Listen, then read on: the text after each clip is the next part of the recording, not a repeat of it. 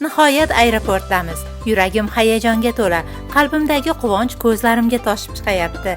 Yuzimga yoyilgan tabassumning ortida ruhimning parvozi bor. Siz tashqi ko'rinishimdagi o'zgarishni ko'rayotgandirsiz, lekin bu ichimda kechayotgan evrilishlarning zarrasi ham emas. Axir bu oddiy safar emas. Yillar davomida qalbimning tub-tubida asralgan niyatning ro'yobi edi.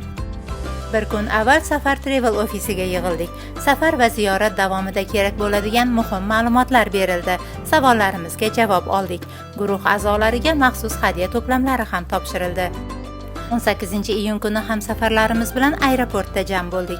Safar Travel jamoasi har bir ziyoratchiga alohida e'tibor bilan hamrohlik qildi. Guruh rahbari va vakillar butun safar davomida biz bilan birga bo'lishini bilish ko'ngilga yanada xotirjamlik berdi. O'zbekiston havo yo'llari orqali Jiddaga uchdik. Saudiya Arabistoni hududiga kirishdan avval umra niyati qilindi. Men kabi umraga ilk bor otlanganlar ko'p edi. Yo'lboshchimiz har bir bosqichni batafsil tushuntirdi. 6 soatlik parvozdan keyin Jiddaga qo'ndik. Aeroportdagi kutilmagan voqealar.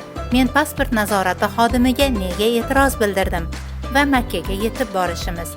Ushbu videolar ketma-ketligini Ketdik sahifalarida ko'ring.